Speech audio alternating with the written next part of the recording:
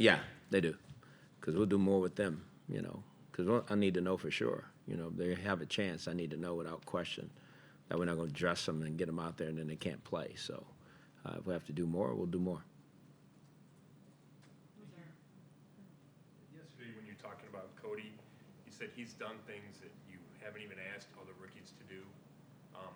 Can you say what are those types of things he's done and why has he had to do them when maybe other rookies you've had haven't? Well, I think we've asked him to make more plays, with the ball. I think some of the other teams I was on, during that time, I think the team was structured different. So there's other things that the quarterback didn't need to do, to give the team opportunity to win. So for us to have a chance, he's got to make plays. He's got to put us in position and score the ball as often as he can, So that's a lot of pressure for a young guy. But he's handled it, well thus far. So can that fast forward a learning curve? Oh, yeah. No, it can. It can. It can also hurt the learning curve, too. So it kind of goes both ways. It all depends on the situation you're in at that time. This topic came up last week, but now that the Indians are in the World Series, you kind of update what goes through the mind of a Cleveland sports team leader when none of the teams the big series? Yeah, I'm very excited for their opportunity. Like I said, Coach Francola deserves it. Has done a great job with that team, but as I look at it from afar, I want to be in that spot too. The basketball team's done it. The baseball team's doing it, have a great opportunity to get it done. Our football team, we're not there yet. So, but all those teams were built to where they are now today, so we're in our stage, I told you I learned that word. We're in our stage too, so we got to get there. But that's the goal, is to win a championship. So talk about you've used the words Super Bowl, and that's what absolutely. You want to do. But how hard is it to throw that out there when you're just starting your program? Oh, that's not hard. No, I mean you got to have aspirations and goals.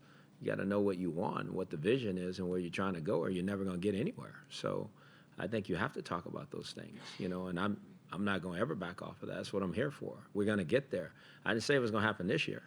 I said we have a lot of work to do, and I keep saying that too. So I get it. That's what we all are chasing, and obviously, like I said, the basketball team's done it. The baseball team has an opportunity to do it, and we're going to do it here at some point. I feel very comfortable and confident in that.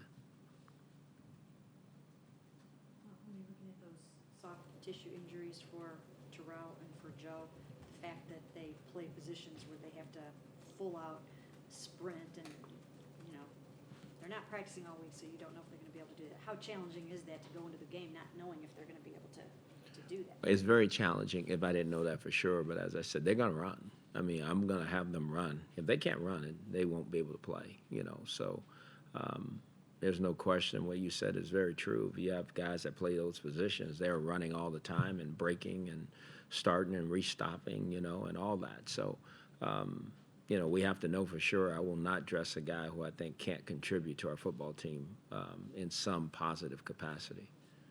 Hue, has Jonathan Cooper been able to make any inroads in play time with you? Yes, he has. I mean, he's getting better.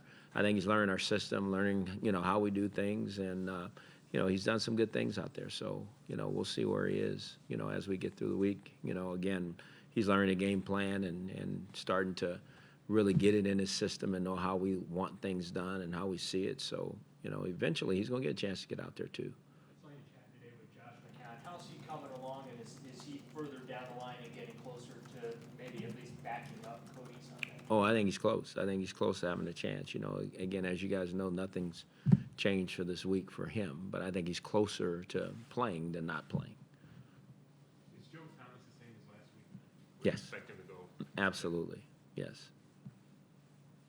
Coach Andy Dalton yesterday on the conference call talked about, one of the biggest reasons they kind of grew on you and really appreciated everything you did was your demeanor with them and the way you handled things with them. And we get that a lot from the players here too. Is there someone in your past that gave you advice on how to do that, or someone that maybe shared something with you that made you become the way you are? There's a couple people I'd point to. One would be Marvin Lewis. Marvin's always told me to be very honest with players and tell them the truth. Don't sugarcoat it. You gotta let them know. And probably the guy that helped, get me into this profession at this level, the first job I ever had was with Marty Schottenheimer. And I think you guys all know how Marty was. And Marty was one of the best at what he did. And he just didn't take any BS and just called it like it is, And I've been around a lot of good guys that way, from Marvin to Mike Zimmer to Marty, that have instilled that in me. I think if you're honest and fair with players and they know you come from a good place and you want the best for them, I think they're going to give you a good day's work, and they're going to work their tails off for you. So, and I don't think as a coach I can get too high, too low. I think steady's the way, because I think that breeds confidence within the players, and they know what they're going to get every day from me. So that's not going to change. Hugh, a lot of times when we ask you about specific hits or injuries, your responses, that's football. Uh-huh. Do you think the game's any more violent now than it was 10, 20 years ago? I think it's different, but it's still blocking, tackling, and all the fundamental things that football is made up of. I think there's more rules that regulate things a lot more than it was 25, 30 years ago. But it's a tough sport. It's a violent sport, and it's meant to be played that way, all within the rules of the game. So to answer your question, do I think we protect the players more?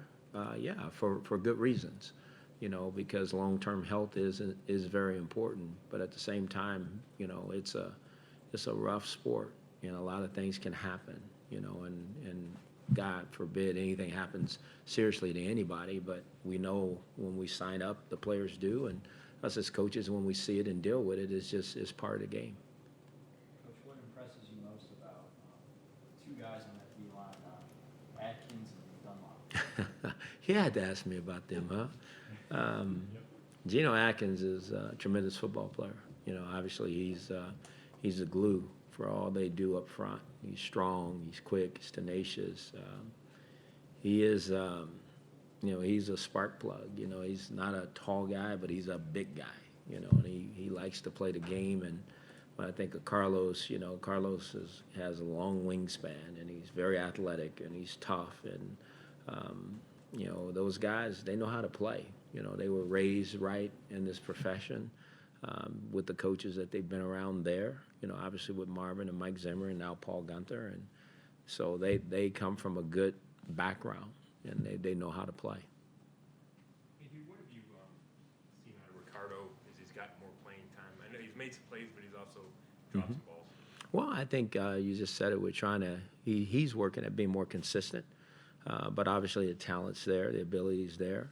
I think he recognizes and understands that every catch matters, how crucial it could be to drive or opportunity to win a game, So that's a experience within a self-aware young player, because normally, like you say, you don't get in those situations very often to be in that tough situation. So he's growing. He's had a great week. He's very hard on himself too. He's one of those guys, a perfectionist. He wants to do everything right, and we like that about him. But he's still another young emerging player. That's got to continue to grow and get better every week. How do you think the other two young receivers, Peyton and Richard, are coming along? Good. I mean, I obviously we'll see more of Richard this week. I've been dying to do that, and we need to do that better. And Jordan obviously had an attempt at a heck of a catch last week. So, I mean, those young guys, I've always said as the year goes along, we're gonna need them to make plays too. It's just too long of a season, too many things happen. But they're getting their opportunities now, so they got to go make the most of them. How about Derek Kindred, gave up a couple of plays last week. What kind of week has he had, and how do you expect him to bounce back from that? He's had a good week of practice, but he's got to get better. We can't let the ball go over our heads. That's happening, at an alarming rate for me. That's one thing our defense is built on. You can't let the ball just go traveling way over everybody else's head. So we got to improve that way. We got to do that fast, because this is a team that will throw it over your head if you don't stay back there.